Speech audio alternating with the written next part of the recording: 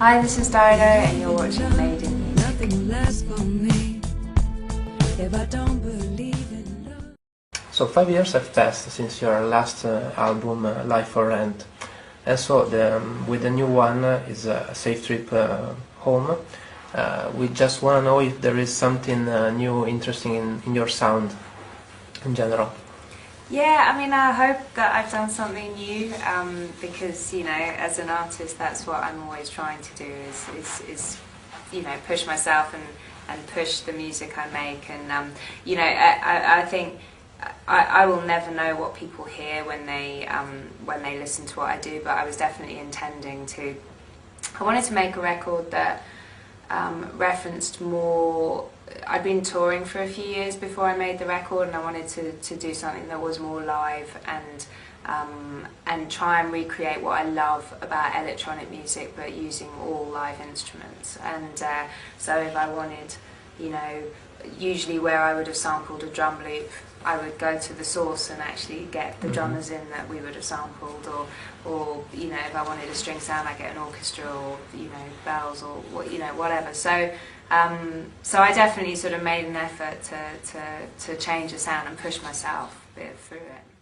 Are you satisfied with this new album? I love it. I mean, I won't ever put a record out that I don't feel proud of or don't love. You know, it's, I still enjoy listening to it. It's got a lot of, you know, some really happy memories and some sad memories, and you know, but it's for me, it's a very, probably even more so, you know, personal record.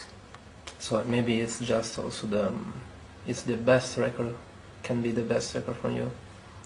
I don't know. I mean, I hope. Or maybe your favorite one. At the moment, it's my favorite one. Yeah. You know, that's because it's new. Okay. In general, is your relationship with technology is good? I mean, you. Yeah, I mean, I love it, and I listen. I think that the internet is you know, is brilliant, because I mean, I love going on and you know, you're listening to one song and then you can find other things. You know, it's like you go on this journey, and you can just go on forever just discovering new music and old music that you've never heard before. And I mean, it's just brilliant, you know. But I think there's a flip side to everything like that. It's a little too good to be true, and there's an element of the internet where, you know, and I think the same with just news. You know, we read news on the internet and we think that there's facts in front of us. You know, we believe in the facts of what we're reading, but so much of it isn't fact. And then you sort of think, well, I wonder later whether my children would be thinking something is history that isn't history. You know, it's actually, the facts are all getting distorted over time. And so I think there's a flip side to everything. I think it's exciting, and I'm always on my computer and I'm always looking for music, and I love it, you know. But I think it's that you know, people need to be responsible with their reaction to it, and the record company needs to react to it in a way that doesn't denigrate music.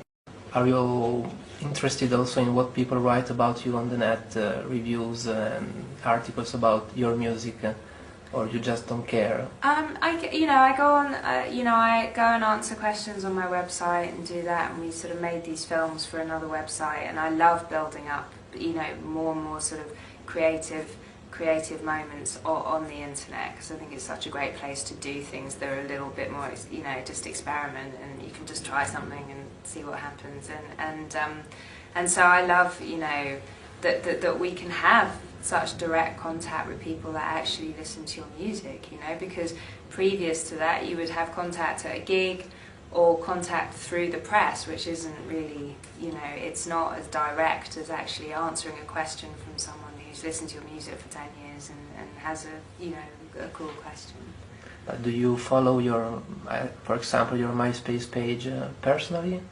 You reply no, to fans? more on the website I do, and that's all okay, done you personally. follow, yeah, and the film website, I think, you know, I don't go crazy on MySpace, or you know, I'm usually out. There's a certain amount of time we shouldn't all spend on the computer. Your position about the download of music, the illegal download of music peer-to-peer and all these technologies, what do you think about this? Is ruined the music, or? I don't don't know if it has. I think it's a two-sided thing. I think, you know, from my point of view, I love people hearing what I've done. I prefer people to hear it at the quality that I made it, because it just sounds completely different. You know, and sometimes when you hear downloads and you're like, oh my god, this just sounds like rubbish, you know. And so there's that aspect of it. I think in some ways it's an exciting time, because I think that the music and fans and the artists have more say in the industry, much more than before, which I think is actually a cool thing. And then I think on the flip side of that, the record companies are far more worried and far more likely to be very immediate about something. And maybe an artist like me in this climate wouldn't have had all the chances I've had to grow as an artist and to be looked after. I've been so well looked after by my record company from day one, and they've just allowed me to grow in my way. And I just think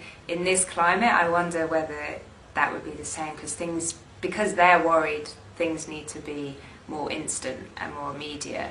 And I think immediate music doesn't necessarily mean, a lot of immediate music is just not that great, you know, and you want things to take a little bit of time to grow on you and to enjoy it. And you know, there's so many albums that maybe I listen to a couple of times, and then maybe just later I'm like, oh, you know what, I just really love this now, you know, because I get more of a chance to listen to someone.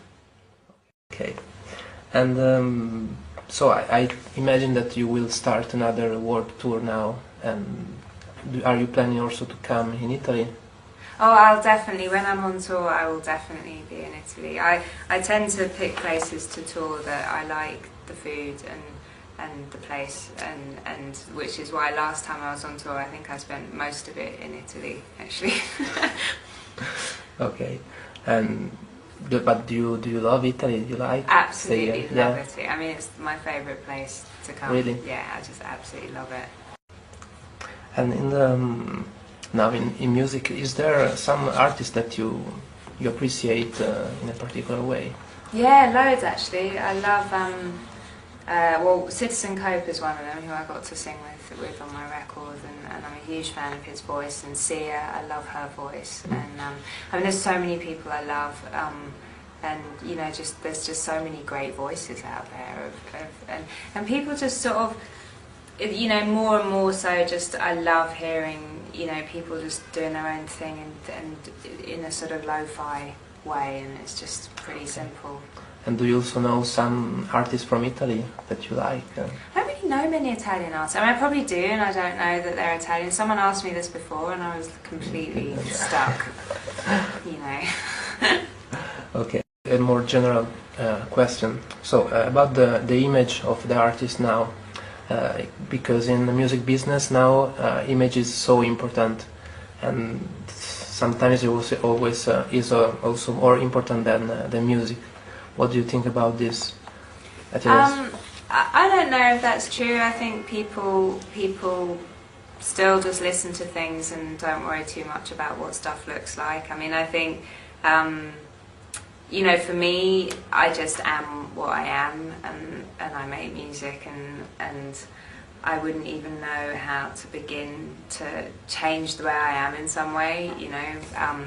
And I'm not so sure that people listen to music like that. Maybe a few people are more interested in you know, something exciting in the image or the way someone looks, but I think most people are pretty cool and just hear a song and think, oh, I like that, it's cool.